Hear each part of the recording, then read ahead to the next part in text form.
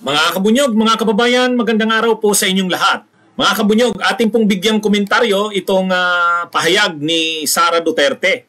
Kaugnay po ito. Actually, ang pahayag ni Sara Duterte ay reaksyon niya doon sa pinirmahan ni Marcos Jr., Presidente ng Pilipinas, na amnesty proclamation para sa mga rebelde. Yung mga rebelde na nagbalik loob na sa gobyerno, binigyan ng amnestiya ng presidente ng Pilipinas na si Marcos Jr. So nagre-react doon si Sara. Sabi ni Sara, mali daw 'yon. Hindi raw tama na bigyan ng amnestiya ang mga rebelde. Lalo na itong mga rebelding NPA daw, dahil marami daw itong krimen sa bayan. Mga kabunyog. At hindi rin daw siya sang-ayon sa peace talks na sinusulong ng administrasyon ni Marcos Jr. Dahil hindi na raw dapat makipag-peace talk sa CPP, NPA, NDF. Yan daw ay pakikipag-usap sa demonyo, sabi ni Sara Duterte. Yung kasunduan daw na pinasok ng gobyerno sa Oslo, yung inanunsyo nung nakaraang araw, yan daw ay kasunduan sa devil o sa demonyo. Mga kabunyog. Kaya lang, ipapanood ko sa inyo, ma-obvious naman na yung statement ni Sara, binabasa niya lang. Ay binabasa na nga lang, mali-mali pa. Mamaya ipakita ko sa inyo. At saka marami siyang kinukondina. Marami siyang mga sinasabi sa kanyang statement na mga pagpatay daw ng NPA, kawawa daw ng mga sibilyan. Akala mo nyo naman mga kabunyog, sila ang angka nila ng Duterte ay walang krimen sa bayan. Sus! Di ba may kaso kayong di ba nirereklamo kayong mag-ama sa ICC? Ilan ba ang pinag-uusapang pinatay doon? 27,000? 25,000 to 30,000? Yun ang pinag-uusapan doon na biktima ng war on drugs. At kayong mag-ama ang nababanggit doon. So harapin nyo na lang yun, Sara. Akala mo naman kung makapagsalita ka, walang dugo ang inyong kamay na ninyong mag-ama. Alam nyo mga kabunyog, napaka magsalita nito. Kung papanuorin nyo yung statement niya, kinukundin na niya yung mga kinukundin na niya yung pagpatay daw ng NPA.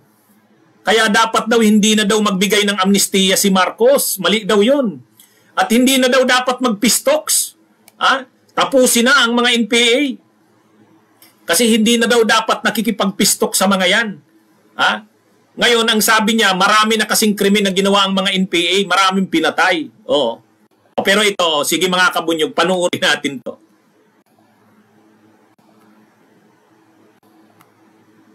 Mga minamahal kong kababayan, Assalamualaikum. Madayaw bayong adlaw kaninyong tanan. Magandang araw sa inyo lahat. Taong 2017, personal kong nakita nag-aaga buhay sa hospital ang isang biktima ng pinasabog na improvised explosive device ng mga NPA sa Mandog, Davao City. He was struggling and choking with his own blood. It was truly a painful sight. Hindi ko rin malilimutan ang paghingi ko ng tawad sa ina ng namatay na opisyal ng Philippine Army dahil sa nangyaring engkwentro sa Barangay Paquibato, Davao City. Hindi ako nakapagsalita nung ako'y tanungin kung ilang anak pa ba ang namamatay dahil sa mga terorista sa Davao City. Wow, madrama, no? Ang drama naman ito. Totoo naman mga kabunyog. Totoo naman yan. Ang mga pagpatay ay dapat kinukundi na natin. Mali ang mga pagpatay na yan. Pero, Sara Duterte, naiiyak ka sa pinatay na sinasabi mo. Yung pinatay ng war on drugs ng ama mo. At nang mayor ka ng Davao City, patuloy ang pagpatay doon. Anong ginawa mo? Kaya ka nga nasasangkot sa reklamo sa ICC. Bakit ka nadadawit doon? Kasi nung panahon na mayor ka ng Davao City, grabe rin ang mga pagpatay doon. At wala kang ginawa para pigilan yon. Yun ang pagkakasangkot mo doon. Ngayon, anong gusto mo? Hinaharap mo ba yung reklamo sa inyo? Hindi. Ayaw mo. Ayaw niyong mag-ama. Diba? Kung sa tingin niyo wala kayong krimen sa taong bayan, harapin niyo yung ICC. Ganun lang yun. Tama yung sinasabi mo. Hindi dapat ang mga patayan, dapat itigil na yan. Ha? Oh, tama yan sabi mo. Ikundina ang mga pagpatay. Pero kayo ba, hindi ba kayo sangkot sa mga pagpatay? Ano bang gusto ng ama mo? Di ba ang gusto ng ama mo, kill, kill, kill? Di ba? Sus, ano ba ang programa ninyo ni Bato? Tukhang. O ano bang ibig sabihin ng tukhang? Di ba mga pagpatayan sa war on drugs? O, ilan ang napatay sa war on drugs? Ang inaamin ng PNP, 6,000. Ang sabi ng PNP ng laban yon. Sino naman maniniwala ng lahat ng laban yon? At mas marami pa doon yung pinatay na hindi naman ng laban. Yung mga biktima ng extrajudicial killings. Sos, kung makapagsalita itong si Sara, akala mo naman siya at ang kanyang ama ay tagapagtanggol ng buhay.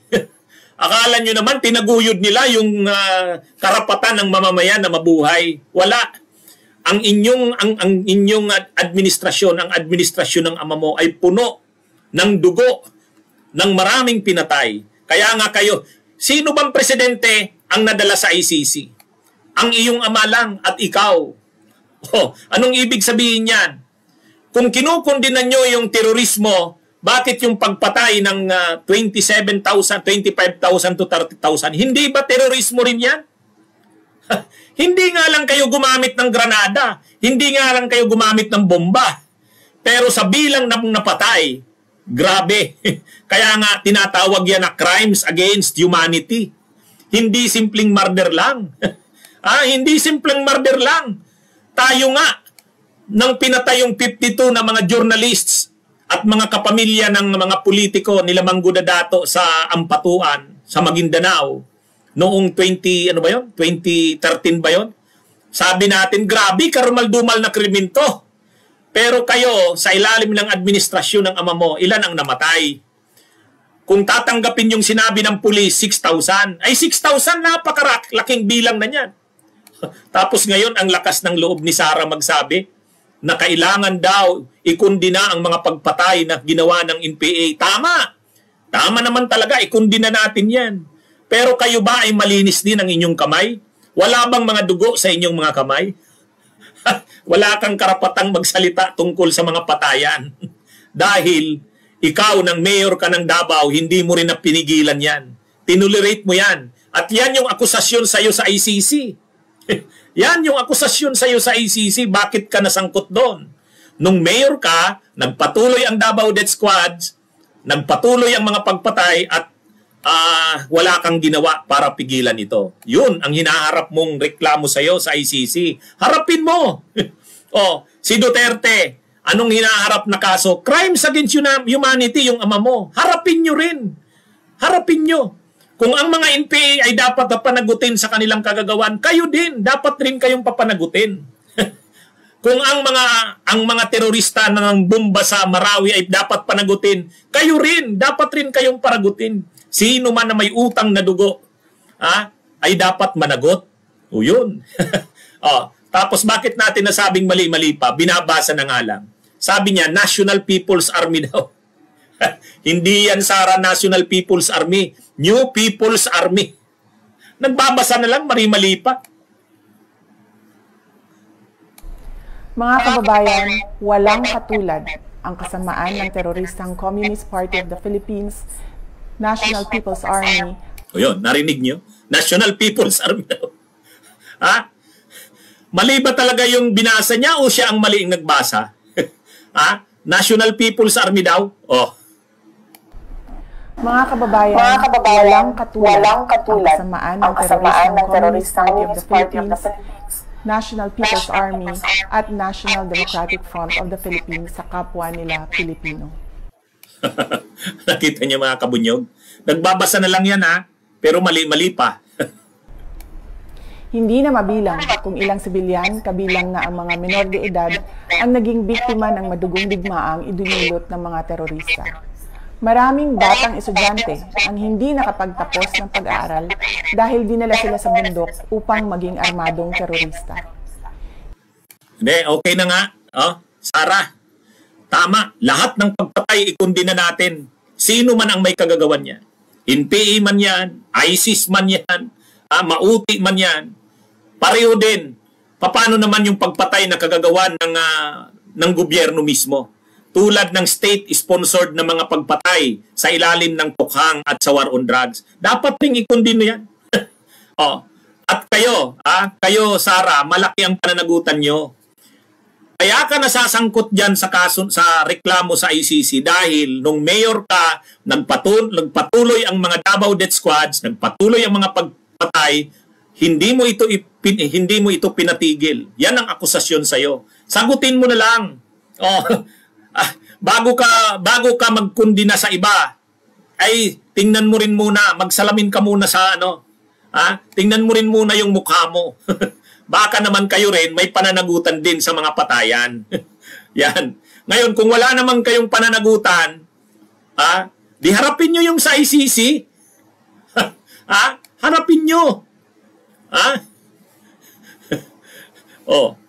Itong sabi ni Nico Sidero, ipagtanggol pa raw natin ang mga NPA. Sinabi ko na nga Sinabi ko na nga. Kung ang mga NPA ay mga may mga pang-aabuso, mga pagpatay na ginawa, kundi na rin natin yan. Sino ba dapat ang magtatanggol ng mga pagpatay? Pero, ang hindi lang kasi dito maganda, kinukundinan ni Sara yung mga pagpatay, naiiyak daw siya, pero yung namatay sa war on drugs, matindi yun.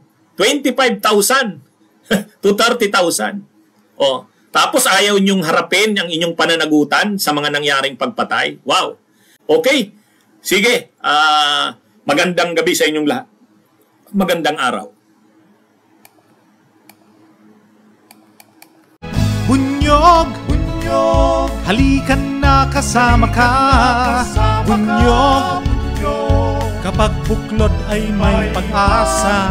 Luzon, Visayas, Mindanao, isa ang pananaw.